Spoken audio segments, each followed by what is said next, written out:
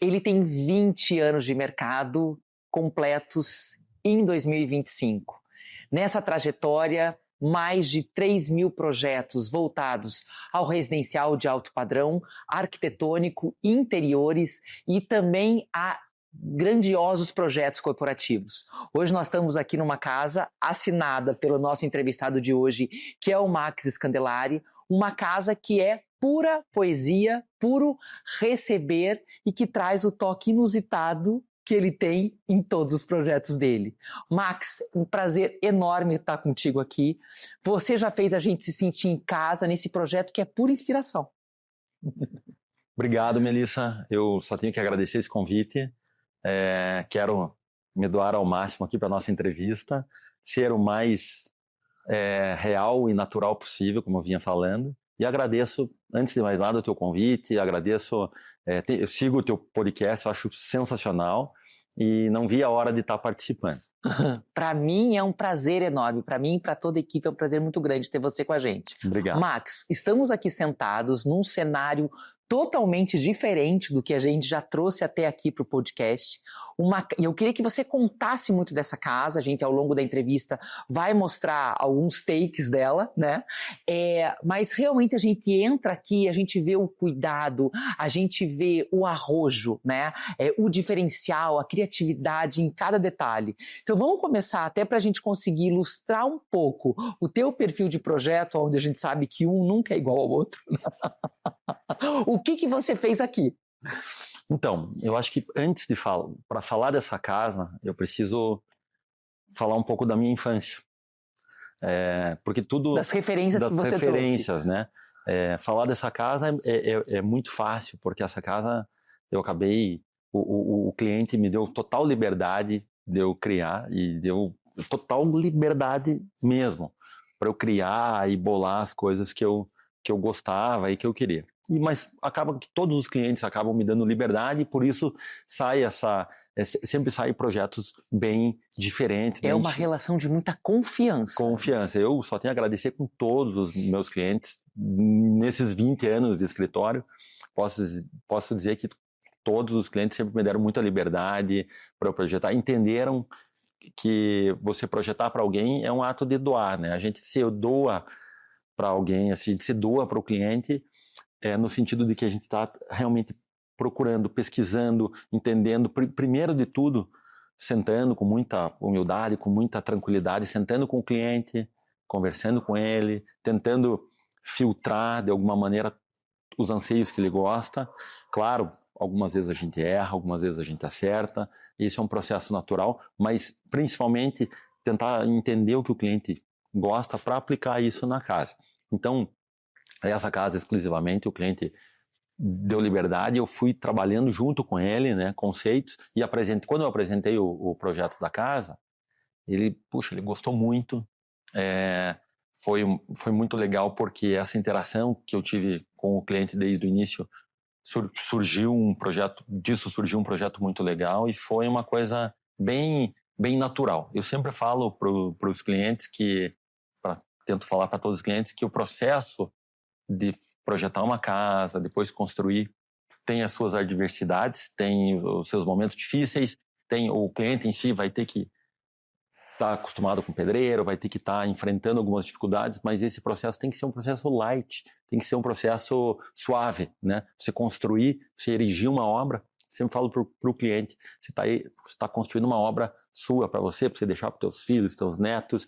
Então, também o cliente às vezes entende que ele não está fazendo só para ele está erguendo uma coisa que ele vai deixar para as próximas gerações, seja na família dele ou para os outros que virão. Então, tanto uma arquitetura residencial, uma arquitetura corporativa, que a gente faz bastante, o próprio interiores, desde o interiores mais diferenciado que a gente trabalha, tem que ter essa questão que o cliente também a gente se doa e o cliente entende isso e sabe que o projeto não é só para ele, é com certeza para quem vai vir, para quem vai olhar, para quem vai elogiar. Então, isso é muito bacana. Para quem sabe as futuras gerações. Exatamente. Max, quando a gente olha esse resultado final, algumas coisas me vêm à mente para te perguntar. Primeira delas, e que eu percebo que ainda é uma grande dificuldade no nosso mercado é a profundidade do briefing. Para você conseguir a máxima aprovação do cliente e esse resultado, eu imagino que tudo foi muito conjunto. Então aqui a gente olha, ou um homem ou um casal, é nítida a paixão por receber, né? Desde aqui da área de convivência da piscina, aqui a área de baixo da casa é toda integrada. Então é uma casa onde você olha e você já nota, sem conhecer, as experiências dos moradores ou do morador. Para você chegar nesse resultado, o briefing ele tem que ser muito aprofundado. Mel. Pior é que não. Não. Pior é que não. Eu vou falar o seguinte. É muita intuição. O briefing é uma coisa muito simples. O briefing é sentar com o cliente, tomar uma água, bater um papo. Não tem que ser uma coisa engessada, uma coisa... Eu vejo hoje no mercado aí muito arquiteto que, claro, tem que fazer um briefing gigante, uma coisa... Eu acho que a coisa é a naturalidade. Sentar é como se eu fosse fazer uma casa para você. Vou sentar agora, Mel, como é que é? Eu já saberia como fazer a casa para você com meia hora de conversa. Então... isso também é muita experiência. O briefing é importante. É uma habilidade. O briefing é importante, claro. Você ter um briefing, a gente carrega, como você vai às vezes num médico que tem uma experiência, ele já sabe o ponto que dói, você vai relatar para ele, ele vai... Então a arquitetura tem muito a ver com... Eu sempre traço paralelos da arquitetura com medicina, com carro, com os meus clientes, quem faz projeto comigo sabe que eu faço muito paralelo. E claro, o briefing, isso eu posso falar com toda a naturalidade do mundo. Às vezes você dá uma errada, o cliente te dá uma corrigida, você faz, mas na maioria das vezes é um bom papo, você senta, você conversa, você entende, já teve situações de ter 100% de assertividade na primeira vez que você mostra, ali o cliente já gosta, entende, às vezes demora um pouquinho mais, faz parte, isso tem que ser sempre muito natural. A arquitetura, é um processo muito orgânico. A arquitetura, o pessoal às vezes faz da arquitetura algo muito complicado. Complexo. E eu chego a falar o seguinte, os projetos que eu faço são complexos, porque tem balanço, normalmente tem grandes vãos, tem balanço, tem questão estrutural. Então, claro, são projetos complexos, de complexidade. Você tem que entender fluxo, você tem que saber aonde que está a melhor posição para se pôr numa sala de estar, para se pôr numa sala de jantar, para se fazer conexão, né? Você tem que saber isso, você tem que entender. Mas eu tento traduzir tudo isso de uma forma simples. Porque se eu jogar para o cliente uma coisa muito complicada, não é, isso eu já, há muito tempo já não faço. O projeto tem que ser uma coisa fluida, simples, dinâmica ali. E você claro, busca trazer leveza para esse processo. Leveza para esse processo. Porque não adianta a gente chegar e falar, claro, há 20 anos, eu estou faz 20 anos no mercado, tem ótimos profissionais que estão há 30, 40, e eu quero, se Deus quiser, continuar trabalhando dessa maneira. Mas claro, vou aprendendo com meus erros lá de trás, vou vendo, isso é normal, é inerente ao arquiteto, inerente ao profissional. Então a gente tem que ir seguindo, cada passo melhorando, aperfeiçoando, sendo natural, né? Não adianta falar, não, fazer da arquitetura uma coisa muito glamurosa. Isso que é o engraçado. Eu trabalho com projetos super glamurosos e eu faço isso uma coisa super simples, né? Você, às vezes, mesmo sendo um projeto super glamuroso, fala, não, esse projeto o cliente vai andar de pé no chão. Traz uma naturalidade pro processo todo. Porque a gente trabalha, seja para o residencial, que a gente trabalha a parte da obra, tanto para a parte do interiores, que a gente gosta muito de fazer, o interiores também, quanto para um corporativo grande, são pessoas que vão trabalhar ali. São empresas que vão querer mostrar a sua cara num corporativo. Então não pode ser muito engessado, tem que ser projetos legais, projetos diferentes, mas sempre mostrando um pouco essa alma, né? O cliente, você vai fazer uma casa para o cliente, ele vai andar de pé no chão, ele vai chamar... Não existe uma coisa engessada. O processo tem que ser natural, tem que ser simples, como tem que ser, o cliente tem que se sentir à vontade. Não adianta criar uma aura muito distante. Você praticamente não sente naquele sofá. Não pode. O arquiteto não pode ser uma pessoa distante do cliente, assim como a casa não pode ser distante. Tudo que você faz dentro da sua casa tem que ser para usar, tem que ser para aproveitar. Eu sempre brinco e falo para os clientes, você faz uma bancada de mármore bonita, aquela bancada linda, porque a gente trabalha com projetos que eu gosto de misturar mármore, concreto, cimento, vidro, madeira. Quem conhece meus projetos sabe que eu gosto de brincar com os materiais. Você tem aquela bancada de mármore bonita de, puxa, esquece um vinho em cima. Puxa, mas marcou. faz parte. Essa marca é uma marca da vida, é uma marca do viver, né? Então, claro, tem que haver o cuidado, tem que haver... Claro, sempre. Obviamente, sempre tem o cuidado, mas eu digo, tudo que você deixa de impressão na tua casa é uma impressão de vida, né? Sim, eu falo, com toda certeza. você está imprimindo vida ali. Você né? vai lembrar do momento especial que você estava vivendo quando aconteceu aquilo. Quando aconteceu. Poxa, você projeta um sofá lindo lá, você projeta um sofá grande, bonito, chega o filho do cliente, derruba um danoninho, um suco de uva, derruba um danoninho. Faz parte, tem que trocar, tem que viver, a vida flui. Né? Nesse sentido, os projetos têm que ter alma, tem que ter... Né? Eu sempre falo, cimento, areia, isso acho que todo arquiteto vai concordar comigo. Areia, cimento, ferro é tudo igual. Areia é igual, claro, a não ser a areia do mar, mas areia de obra, areia é igual, cimento é igual, ferro é igual, vidro é igual. O que transforma isso num projeto? É essa naturalidade, esse bate-papo com o cliente, errar, acertar, mexer, puxar, faz parte.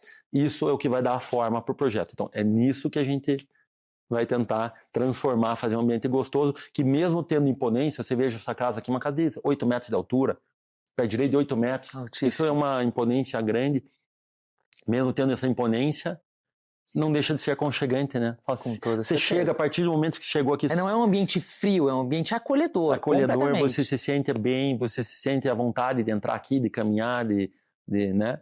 Max, você fala para mim que durante a obra, todas as etapas da obra, você comentou comigo que você aprende muito sempre com o andar da obra. Muito. E a gente imagina um arquiteto que nem você, 20 anos de mercado, que faz projetos lindíssimos, que você já aprendeu tudo. E a gente sempre tem mais algo a aprender. E eu achei muito curioso que você comentou comigo essa questão assim, eu aprendo, Melissa, em todas as etapas da obra, do mestre de obras até em todos os segmentos, né? Isso te traz uma experiência rica. Veja, aprender no processo... sempre eu falo que uma obra a gente aprende cada obra que a gente faz. Não existe o arquiteto que vai falar assim, não, eu sei de tudo.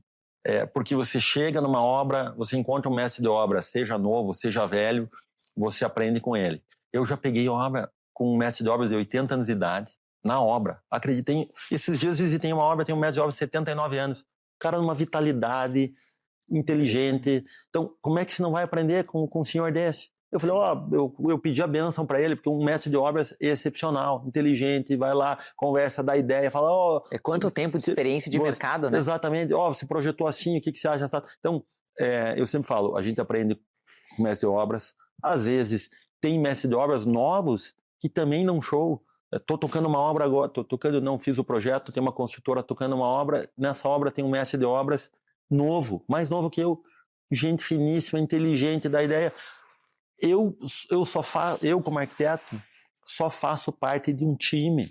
Eu não você sou orquestra esse time. Eu não sou o arquiteto e nem o maestro. Não, desse papo de, o arquiteto é o maestro. Não, Mel. Eu sou o arquiteto. O arquiteto é um membro de um time que faz uma obra. Tem o engenheiro, tem o mestre de obras, tem o servente, tem o pedreiro, e não é falsa modéstia. Não é isso. Não, mas vamos entender. Existem coisas que se acontecem de uma forma errada na obra... automaticamente é você que responde. Existe uma responsabilidade. Então é aí que eu digo que é você que orquestra para que tudo saia certo. Não, a responsabilidade sim, isso é essencial, mas falando em termos de time, o time hoje, não existe arquiteto, ele pode fazer o melhor projeto do mundo, se ele não tiver uma excelente equipe de obra, com um excelente mestre de obras, a casa vai ficar ruim. Com certeza. Então eu falo o seguinte, hoje, o bom arquiteto, ele vai depender de um bom projeto. Ele vai se cercar de uma boa equipe. De uma boa equipe dentro do escritório, que detalha, que corre, que faz. Ele vai cercar vai tentar com que o cliente feche com uma boa construtora ou com uma boa equipe de pedreiro, para que ele tenha um bom êxito no desenvolvimento da obra. Então, tudo faz parte de um bom engenheiro. Hoje eu falo, o arquiteto trabalha literalmente junto com o engenheiro, né? Antigamente havia rixas, hoje não. Hoje o arquiteto tem que trabalhar junto com o engenheiro trabalha com o arquiteto e a gente convive na melhor harmonia possível. Tudo isso convive junto com a equipe de obra, né? Essa harmonia que faz um projeto realmente dar certo. Sim. Né? Porque... com toda certeza. Né? É um time enorme. Eu posso gravar isso. Então, Mel, essa é a verdade. E eu quero, mais uma vez, agradecer teu podcast e falar assim, você me convidou para participar, eu fiquei muito feliz porque você desde o início, sempre me deixou à vontade de ser uma entrevista mais natural, mostrar o que solta, mostrar a vida como ela é. E assim, não é um, eu gostei muito, mas não é um podcast engessado, que você engessa, você deixa muito à vontade os teus entrevistados. Eu acho que isso faz uma diferença muito grande. É uma diferença de sucesso.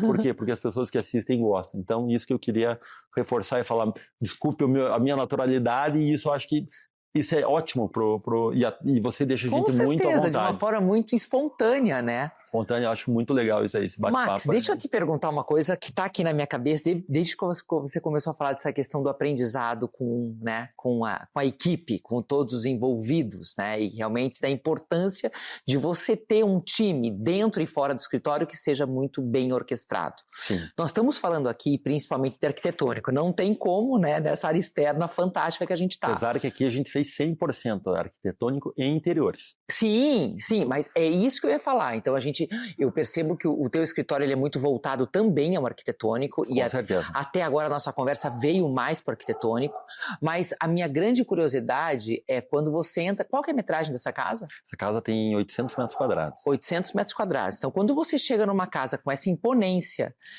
automaticamente eu imagino a quantidade de fornecedores envolvidos em todas as esferas para levantar essa casa e torná-la, né, realmente um lugar especial que ela se tornou. Para que você consiga orquestrar tudo isso, e sim, por mais que você diga que você não orquestra, você é a pessoa que centraliza e escolhe os fornecedores, qual é a exigência que você tem? Hoje, o que o mercado precisa te oferecer para merecer fazer parte do teu hall de fornecedores? Como que você escolhe quem está com você nas trincheiras da obra, vamos dizer assim? Mel, eu vou te responder essa pergunta, mas essa pergunta, como a gente falou que ia ser um podcast dinâmico, eu vou responder lá dentro da obra. Max, estamos agora na parte interna da casa, então, né? Aonde quem nos assiste vai poder ver. E depois, né, o que a gente não conseguir mostrar aqui por fotos, com certeza a gente vai conseguir mostrar. E voltando à nossa pergunta eu imagino o número de fornecedores envolvidos. É mobiliário solto, é revestimento, é a parte de esquadrias, é o mobiliário planejado, é iluminação, é uma gama muito... Fora os prestadores de serviço, né? A gente está falando só aqui dos segmentos. Então a gente fala de, às vezes, assim, né? A casa, às vezes, ela fica parecendo um canteiro de obra com a quantidade de gente que tem dentro. Só na parte de interiores. Como é isso? Como é você conseguir orquestrar isso? E qual é a segurança que você tem que ter? É uma orquestra mesmo. Por quê? A gente trabalha. Isso aqui tinha parte finalizando da parte de obra ainda, então tinha pedreiro com a parte de obra, já combinando com o marmorista, com o pessoal dos móveis, eletricista, rapaz do vidro, cara do piso, e às vezes um brinca com o outro, então a gente realmente tem que... Né? Mas aí que entra a equipe. Climão na obra. Aí que entra a equipe. Hoje a gente tem uma equipe boa, concisa, bem compenetrada, especializada, que está dentro do meu escritório pronta para trabalhar, ajudar, fazer, orquestrar. Eu não sou eu o maestro, todos somos maestros. Ou seja, eu tenho que dar liberdade para o meu colaborador também vir aqui e falar, isso aqui tem que ser assim, isso aqui tem que ser assado, né? Ajudar isso.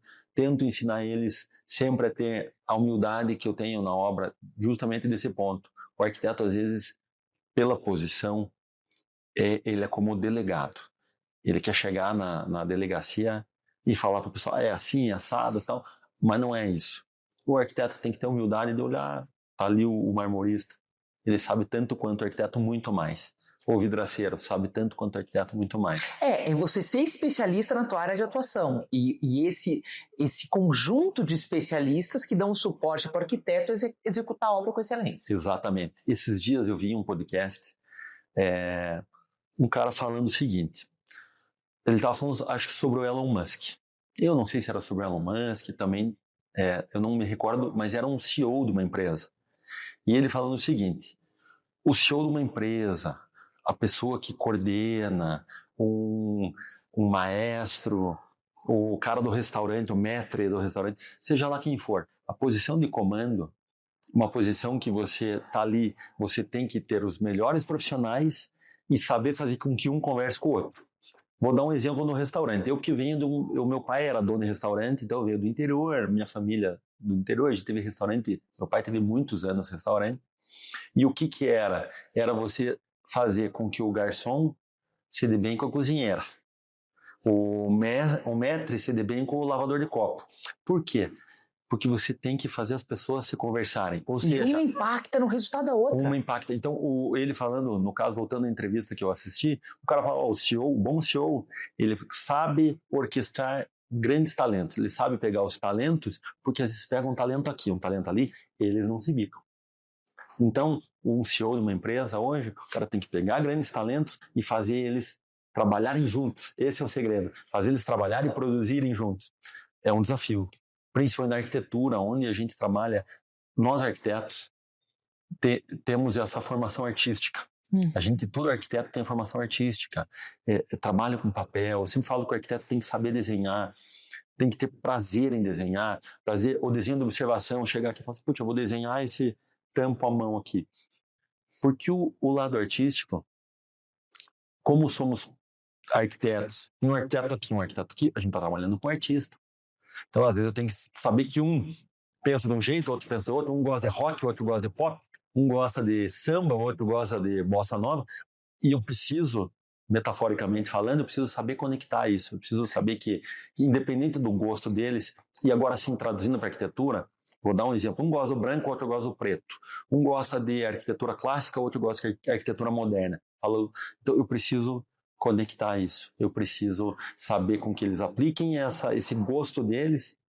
E aí eu volto a falar do restaurante, que nem um cozinheiro, ele pode gostar ou não gostar de tal prato, mas ele tem que saber fazer, né? O chefe de cozinha. Sim. O chefe de cozinha às vezes pode não gostar de tal produto, de tal, né? Ele pode não gostar de tal fruta, tal produto, tal vegetal, mas ele tem que saber fazer. E a gente arquiteto também. Eu posso não gostar de tal estilo arquitetônico, mas eu tenho que saber fazer. Tem que se adaptar ao cliente. Eu tenho que saber fazer, eu tenho que trabalhar para o cliente aquilo que ele não o que o cliente pede, porque às vezes os clientes pedem algo que foge um pouquinho do, né?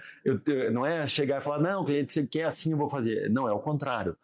É mostrar para ele, é explicar, é aplicar a técnica, tudo é com muita técnica, né? Com muita naturalidade, sempre muito fluido, mas com muita técnica, com muito jeito. Não adianta falar assim que é só na naturalidade, não. Tem toda uma técnica envolvida para tentar fazer o melhor. Às vezes, dá uma derrapadinha, é normal. Toda profissão tem. Sim. Às vezes, nós somos humanos, né? Somos todos... Você é na sua profissão, você é entrevistado, às vezes dá uma falhada, mas a gente tenta. E aí eu volto àquela pergunta lá de fora que você me fez. Max, 20 anos de profissão, eu me sinto uma criança, porque eu vou na obra, eu aprendo, eu estou falando com uma pessoa, estou aprendendo. Eu estou sempre em aprendizado. Ou seja, na equipe a gente sempre está aprendendo com o cliente, às vezes o cliente fala assim, eu aprendo com o cliente, aprendo com o Bessa, aprendo com a minha equipe. Minha equipe tem ótimos profissionais troca muito que intensa, me ensinam, né? Todo dia, e eu tento ensinar eles também, e a gente troca ensinamento, sempre muito bom. Eu, graças a Deus, tenho uma equipe muito boa que me ensina, eu ensino eles, e a gente faz essa troca. Mas Max, assim, é nessa ideia de aprendizado, né? Eu queria saber a tua opinião sobre, hoje, a prestação de serviços que o mercado oferece e a experiência de atendimento que o mercado oferece. Uma pergunta muito clara. Hoje você percebe que o mercado está preparado para atender o consumidor de alto padrão? Não. Ou, se não, o que falta? O mercado sempre está em constante aprendizado. Difícil você falar... Evolução. Difícil você falar que o mercado está preparado para atender o alto padrão, até porque o próprio mercado, hoje um papo que rola na internet, tá um grande papo hoje em dia falando o que é o alto padrão. Pode ver, é uma narrativa agora do Tudo é alto padrão. Né? Porque tudo virou alto padrão, né? Então, o que é o alto padrão? Então, eu queria concluir muito com isso, porque, por exemplo, hoje, até para você entender, grande parte das empresas pegam as nossas entrevistas para fazer as aproveitar. Não, para fazer as reuniões com os consultores. Então, por exemplo, o que é importante para o escritório do Max? Qual é a dor dele lá que a gente precisa sanar, né? Então, é muito isso. Não é um fornecedor de um segmento específico, nem uma marca específica. Claro. É como dentro da dinâmica de muitos projetos, de uma dinâmica muito acelerada que você tem dentro do teu escritório. Que características um fornecedor precisa ter para te atender? É isso. Melissa, hoje a gente procura o fornecedor que nos atenda no prazo, que nos solucione possíveis problemas, porque uma obra, você mesmo comentou ali fora, quantos fornecedores tem numa obra dessa? Eu vou falar 500, se a gente for contar, entre fornecedor, prestador de serviço... Do início ao fim, tem aí né? umas 400 pessoas envolvidas, porque você pega um fornecedor de imóveis, tem o vendedor, tem o projetista do móvel, tem o conferente, tem os montadores. Eu digo que tem mais de 400 pessoas envolvidas. Uma casa que nem essa tem 500 pessoas envolvidas. Começa com o arquiteto lá, com o cliente projetando, depois tem o engenheiro tem equipe, eu tenho a minha equipe. Depois tem pedreiro, tem equipe. Então, você pega uma obra que nem essa, tem 500, às vezes tem obras com 1.000 pessoas envolvidas. Claro, não é possível que você pegue 500 pessoas e às vezes, puxa, deu erro nessa medida, deu um detalhe. Então, o bom fornecedor é aquele que fala, puxa, me chama aqui, Max, puxa, esse mármore aqui, faltou um detalhezinho. Legal, vamos ajustar, vamos ver. Eu também sou solícito nesse sentido, o fornecedor é solícito e tudo dá certo. Então, o bom fornecedor hoje é aquele que está apto a resolver problemas. Né? Assim como o bom arquiteto... Ele não se desespera, ele foca na solução. Foca na solução. Então, um bom fornecedor hoje é o que, claro, prazo, qualidade, essencial, mas partindo do pressuposto que hoje todos os fornecedores são bons, todos os fornecedores cumprem prazo, todos têm preços bons, você vai para o algo a mais. O algo a mais é o lado humano, é o lado de resolver problema. A resiliência de lidar com problemas. A resiliência de lidar com problema. Porque uma obra, você tem que estar acostumado que ela, por mais light que seja, a gente sempre procura fazer uma coisa super suave e ela gera detalhes. Eu nunca falo problema, falo detalhes, né? Então, ela gera detalhes que exigem soluções. E essas soluções, tanto a parte da arquitetura, a parte da engenharia, a parte do fornecedor, tem que estar apto para resolver. Acaba sendo aquele fornecedor que não te abandona. Que não te abandona, exatamente. É que nem o Rexona, não te abandona, viu? Mas o que eu quero dizer é o seguinte, então esse bom fornecedor, e hoje cada dia nasce um bom fornecedor assim, nasce um fornecedor novo. Eu, como falei, eu sou grato aos fornecedores que já têm e sou grato aos que virão também, né? Mas Max, foi uma delícia conversar com você. Obrigado. Você traz um olhar muito dinâmico do mercado e fala dos projetos de uma forma muito diferente, muito didática, né? Então fica muito fácil entender a dinâmica. Sim. E um pouco da realidade do escritório. Tem alguns projetos futuros que você já possa adiantar, algum spoiler que você possa dar ou por hora? Olha, tem alguns projetos. Você sabe que... Para onde o escritório Max Scandelari está indo? Você sabe que a minha paixão são os projetos residenciais e também os corporativos. Eu falo que eu tenho duas paixões do escritório, que são os projetos de residências diferenciadas e os projetos de corporativos, e entenda corporativo o seguinte: uma clínica é um corporativo, um escritório de advocacia é um corporativo, então ele não se atém só a empresas. Escritórios, projetos corporativos também são são as duas frentes que a gente tem. Na parte residencial, em breve vamos estar iniciando um projeto em Belo Horizonte, que é uma casa bem diferenciada que a gente está fazendo, bem legal, e também o cliente fez questão de nos achar, um cliente de lá nos encontrou, e você veja, tem muito arquiteto bom em Minas, tem muito arquiteto bom no Brasil afora, fez questão de nos chamar para fazer, é um cliente muito querido. Então, em breve você vai trazer novidades. Em Minas, mas também aqui em Curitiba eu sou apaixonado pelos meus clientes todos que eu faço, então todas as casas saindo são casas maravilhosas. Estamos fazendo uma reforma agora em Tijucas do Sul, também uma casa bem legal que está saindo. Em resumo, vários estão fazendo uma na beira do Passaúna ali, um projeto diferente também, está saindo bem legal. São projetos legais, corporativos. A gente atende algumas instituições Brasil afora aí que realmente nos dão orgulho porque acreditam no nosso projeto. Mel, desculpe o meu jeito mais simples de falar, mas é um prazer estar com você. Gostei muito o prazer foi todo assim, meu. Você realmente o teu podcast é maravilhoso, porque você deixa a gente muito à vontade. Os projetos estão vindo aí, são novidades. E o canal está aberto para você voltar a mostrar. A próxima Tudo vez, que tiver de diferente, a gente quer saber. A próxima vez, Mel, vamos fazer eu vou entrevistar você, porque, né? Mas, tirando brincadeiras à parte, que legal, muito obrigado. E isso conte sempre comigo e espero ter atendido mais ou menos a expectativa da entrevista. Foi muito gostoso, Max. Foi muito especial. Muito obrigado. E a gente fica aqui na torcida e desejando todo o sucesso do mundo para todos os teus projetos que vêm por aí ainda. Muito obrigado, Mel. Espero gerar cortes bons pra gente. Espero que gerem uns cortes legais aí pra gente fazer uma coisa legal. Vamos conferir em breve, né? Mas vai ter. E olha, pessoal, não percam. Qual câmera que eu vou... Essa aqui. Não percam, pessoal. Podcast com a Melissa, sensacional. Gente, então estou terminando agora esse bate-papo delicioso com o Max Scandelari nessa casa fantástica, assinada por ele. Aproveito para agradecer os nossos apoiadores, a Domo Light Studio, La Forte, Daipanizo Joias de Luxo, Torriton do Pátio Batel, Aurotone e André Bartolini. Não esquecendo do Guilherme Lopes, fotografia também. Convido vocês a seguirem as nossas redes sociais e ativarem o sininho para não perder nenhum conteúdo nosso no YouTube. Até a próxima!